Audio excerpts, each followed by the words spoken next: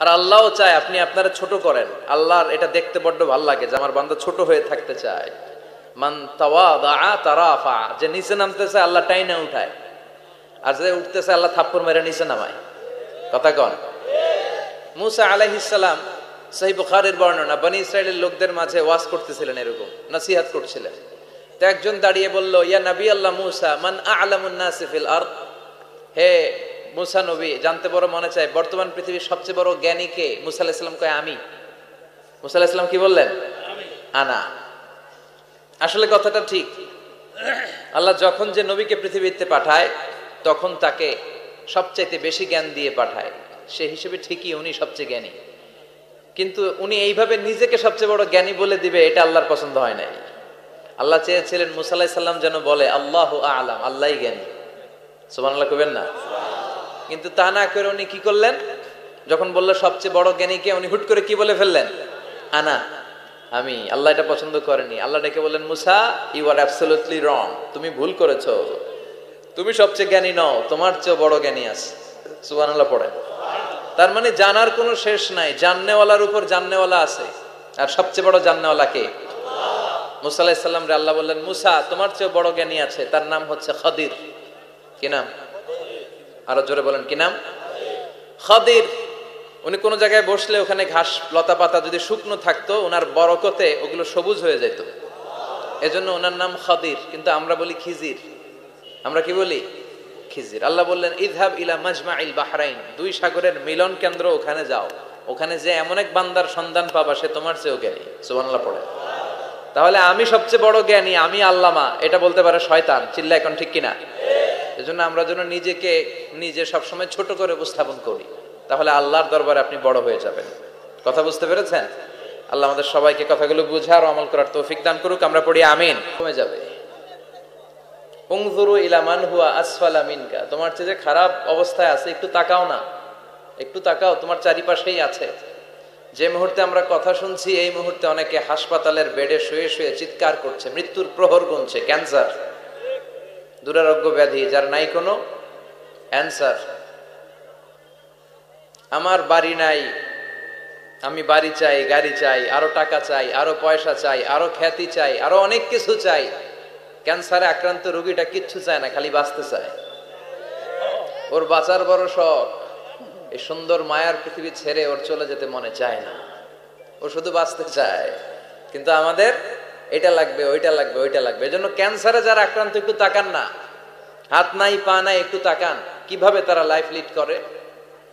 শেখ সাদি বালাগাল উলা বিকামালিহি একটা কবিতা লিখে বিখ্যাত হয়েছেন। পার্সিয়ান পয়েট, ইরানি কবি। ওনার আর্থিক দৈন্যতা যাচ্ছিল কিছুদিন ধরে, ওনার আর্থিক কিছু সমস্যা, টাকা পয়সা নাই, ফলে ওনার জুতা ছিঁড়ে গিয়েছে, পায়ে জুতা নাই, খালি পায়ে হাঁটে। আর মনে বড় আফসোস, মনে বড় দুঃখ, আমি এত বড় কবি, আমার পায়ে জুতা নাই, আমার পায়ে কি নাই? তো একবার ঘর থেকে বের হয়ে দেখে একটা লোক ভিক্ষা করে খাচ্ছে, ওর দুইটা পাই নাই। শেখ সাদির কি নাই? ভিক্ষুকের কি নাই? ভিক্ষুকের দশা দেখে সেজদায় পড়ে গিয়েছে, সেজদায় লুটিয়ে পড়ে আল্লাহর বলে, আল্লাহ শুকুর, আলহামদুলিল্লাহ, বেশ ভালো আছি। এজন্য উনজুর ইলা মান হুয়া আসফালা মিনকা, তোমার চেয়ে যে খারাপ অবস্থানে আছে তার দিকে তাকাও। ঋণের বোঝা কাঁধে এত বেশি, প্রতিদিন বাড়িওয়ালা এসে তাড়া করে, ভাড়া দিতে পারে না, এরকম লোক আছে না নাই? গ্যাসের বিল দিতে পারে না, বিদ্যুতের বিল দিতে পারে না, স্ত্রীকে একটা শাড়ি কিনে দিতে পারে না, বাচ্চাদের 3 মাসের 4 মাসের বেতন ভাড়া জমা হয়ে আছে, দিতে পারে না। আহ, কত সুখে আছি আমরা, কত শান্তিতে আছি আমরা, শুকুর গুজার হতে চাই না, শুধু অভিযোগ আর অভিযোগ। আল্লাহ বলে অভিযোগ বাদ দিয়ে দাও। বিশ্বনবী বলেন, তোমার চেয়ে যে খারাপ অবস্থানে আছে একটু ওইদিকে তাকাও, তাহলে দেখবে তুমি অনেক ভালো আছো। এজন্য সব সময় সুখে দুঃখে সর্বাবস্থায় আমরা প্রশংসা করব একজনের, তিনি কে? আর প্রশংসা করলে নেয়ামত বাড়ায় দেয় কে? আর প্রশংসা না করলে শাস্তির জন্য অপেক্ষা করতে হবে। যাহারাল ফাসাদু ফিল বাররি ওয়াল বাহরি বিমা কাসাবাত আইদিন নাস, জলে স্থলে যে জলোচ্ছ্বাস, ভূমিকম্প, অগ্নিকাণ্ড, খরা, দুর্ভিক্ষ এগুলো চলে, এই মহামারী, নানা ধরনের নতুন রোগ, এগুলো আমাদের হাতের কামাই। এগুলো কি? আমাদের হাতের কামাই। আমরা যদি আল্লাহওয়ালা হয়ে যাই আল্লাহর জামিনে যদি আল্লাহর দিন কায়েমের চেষ্টা করি, আল্লাহর দেয়া কোরআন অনুযায়ী যদি জীবন চালাই, আমাদের জীবনটারও শান্তিময় করে দিবে কে? আমাদের ধর্মের নামই তো শান্তি। ধর্মের নাম কি? ইসলাম। ইসলাম মানে কি? বিশ্বনবী রাজা বাদশাদের কাছে যখন চিঠি লিখতেন, তিনি প্রথমে শান্তির কথা শোনাতেন। সুবহানাল্লাহ পড়েন। দেখেন কত সুন্দর ধর্ম। আর আমাদেরকে ওরা শান্তি শিখায়, আমাদেরকে মানবাধিকার শিখায়। মানবাধিকারের কথা, শান্তির কথা মানায় একজনের মুখে, তিনি হচ্ছেন মুহাম্মদ সাল্লাল্লাহু। গোটা বিশ্ব তার কাছে ঋণী, তার কাছে কৃতজ্ঞ। তিনি শুধু দিয়েছেন, নেন নাই। সুবহানাল্লাহ পড়েন। তিনি বলেছেন সালামুন আলা মানিত্তাবা আল হুদা। যাদের কাছে বিশ্বনবী চিঠি পাঠাতেন, তিনি লিখতেন সালাম, মানে শান্তি। শুরুতেই শান্তি কাদের প্রতি? আলা মানিত্তাবা আল হুদা, যারা হেদায়েতকে অনুসরণ করে। রাজা বাদশাদের কাছে বিশ্বনবী চিঠি পাঠাতেন, শান্তির বাণী পাঠাতেন, তারপর লিখতেন আসলিম তাসলাম, ইসলাম মানো শান্তিতে থাকবা, তাহলে আল্লাহর দরবারে আপনি বড় হয়ে যাবেন। কথা বুঝতে পেরেছেন? আল্লাহ আমাদের সবাইকে কথাগুলো বুঝার ও আমল করার তৌফিক দান করুক। আমরা পড়ি আমিন। কি হয়েছে ওইখানে? মানুষ জায়গা হয় না? আচ্ছা জি, ভলান্টিয়ার্স যারা আছেন তারা ওই যে কাপড়গুলো খুলে দেন। খুলেই তো দিছে, তারপরেও জায়গা হচ্ছে না। কি আর করবেন?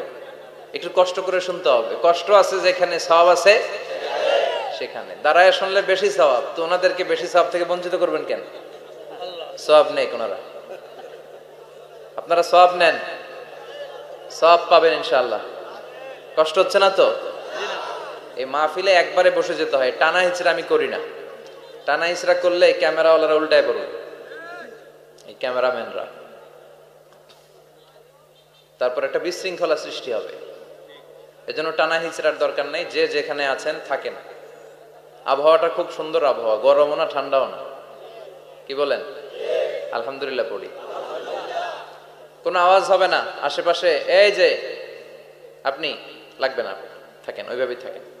যে যেখানে আছি ওইভাবে থাকি, কোনো আওয়াজ হবে না। আমার সময় খুব কম, একটু পরেই আমাদের প্রধান মুফাসসির চলে আসবে। উনি আসার আগ পর্যন্ত কিছু কথা আমরা শোনার চেষ্টা করি, শিখার চেষ্টা করি। আমরা শিখতে এসেছি, শিখতেই হবে, আপনাকে পড়তেই হবে। কোরআনের প্রথম কথা হচ্ছে পড়ো আর নিজের জীবন গড়ো, ঠিক কি না? পড়তেই হবে আপনাকে, না পড়ে উপায় নাই। যখন যে অবস্থায় থাকবেন পড়বেন। জীবনে আমি আমার একটা কিছু মটো আছে, লক্ষ্য, এটাকে খেয়াল করে আমি চলি। বিষয়টা হচ্ছে এরকম যে আমি কখনো হারি না, আমি হয় জিতি নয় শিখি। এরকম একটা অ্যাটিটিউড রাখবেন যে শিখতে আমাকে হবেই, কিন্তু হেরে যাব না আমরা। চিল্লায় বলেন ঠিক কিনা? এবং শিখাটাই আপনাকে মুক্তি দিতে পারে। এজন্যই কোরআনের প্রথম কথা আল্লাহ শিখার ব্যাপারে উদ্বুদ্ধ করেছেন। আল্লাহ বলেছেন ইকরা বিসমি রাব্বিকাল্লাযী খালাক, read in the name of your lord who has created, পড়ো তোমার প্রভুর নামে যিনি তোমায় শিখিয়েছেন। এজন্য পড়তে হবে, জানতে হবে। আসেন আমরা সরাসরি মহাবিশ্বয় মহাগ্রন্থ আল কোরআন থেকে শুনি। উদ্দেশ্য হচ্ছে যে আমরা নিজেদেরকে আলোকিত করব। উই এনলাইটেন আওয়ারসেলফ, ভিতরটাকে আলোকিত করব, আলোকিত মানুষ হব, সাদা মনের মানুষ হব, আল্লাহওয়ালা হব ইনশাআল্লাহ। পড়েন। উদ্দেশ্য যদি ভালো হয়, সওয়াব কামিয়ে আপনি শেষ করতে পারবেন না। আর উদ্দেশ্যে যদি ভেজাল থাকে, কোনো লাভ নাই। হাবা মানসুরা, সব শেষ। এগুলারে উঠাইলে, মিজানের পাল্লায় উঠালে কোনো ধরনের ওজন হবে না। আজকের এই তাফসীর মাহফিলে আমরা এসেছি শিখার জন্য আর একজনকে খুশি করার জন্য। তিনি কে? আল্লাহ তুমি কবুল করো। আমি আপনাদের খেদমতে সূরাতু আদ-দুহা তেলাওয়াত করেছি। এই সূরাটা মুখস্থ আছে না অনেকের? কমন একটা সূরা, প্রায় আমরা সালাতে পড়ি, মক্তবেই তো এগুলো শিখে ফেলছি, ঠিক কিনা? তো এই যে সূরাটা খুব বেশি পড়া হয়, খুব বেশি শোনা হয়, আসলে এই সূরায় আল্লাহ কি শিক্ষা কর্মসূচি আমাদেরকে দিলেন জানার দরকার আছে না নাই? আসেন আজকের এই চমৎকার রজনীতে আমরা সূরাতুদ দুহার আলোকে কিছু কথা শুনি। এটা কোরআনের 30তম পারায় অবস্থিত একটা সূরা। কততম পারা? এটা মাক্কি সূরা। একটু আওয়াজ করে বলবেন, কি সূরা? মাক্কি সূরা। এই সূরার আয়াত সংখ্যা 11টি। কয়টি? 11টি। এটা কোরআনের একটা মোটিভেশনাল সূরা। কি সূরা? মোটিভেশনাল। আমরা প্রায় এই শব্দটা শুনি না, মোটিভেশন মোটিভেশন মোটিভেশন। এই ছেলে কি তোমাদের কি হয়েছে? কথা বলা যাবে না তো, একেবারে চুপ থাকো, যে যেখানে আছো থাকো, কানগুলো খাড়া করো খরগোশের মতো, কোনো আওয়াজ হবে না, একেবারে চুপ। এটা কোরআনের মোটিভেশনাল সূরা, অনুপ্রেরণাদায়ক সূরা। আপনার মন যখন খারাপ তখন এই দুইটা সূরা পড়বেন, দোহাও পড়বেন, সূরাতুল ইনশিরাহ পড়বেন। ইযা ইশতাদ্দাত বিকাল বালওয়া ফাফাক্কির ফি আলাম নাশরাহ ফাইন্নাল উসরা বাইনাল ইউসরাইনি ইযা ফাক্কারতাহু ফাফরাহ। এদের কি সমস্যা কি? এই ইয়াকো সুবহান গো, আওয়াজ করেন কেন? বসেন বসেন, আর বসার জায়গা না থাকলে দাঁড়িয়ে থাকেন। জি, আওয়াজ করা যাবে না, হাতে কাজ করবেন, আওয়াজ হলে কথা বলা যায় না।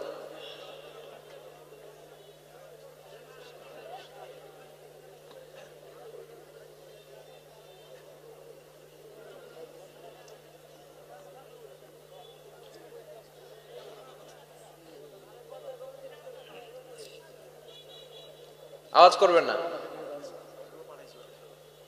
এটা কোরআন